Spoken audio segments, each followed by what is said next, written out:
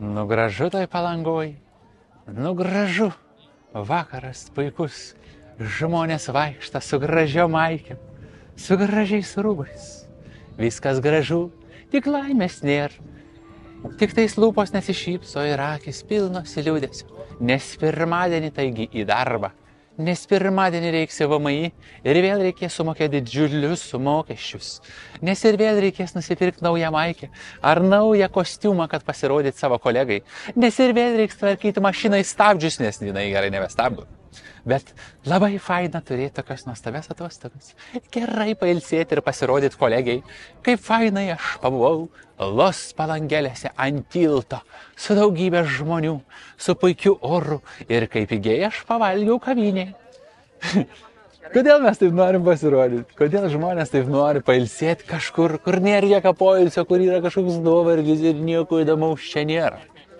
Atkreip dėmesį tai, ką tu darai, prieš ką tu rodaisi.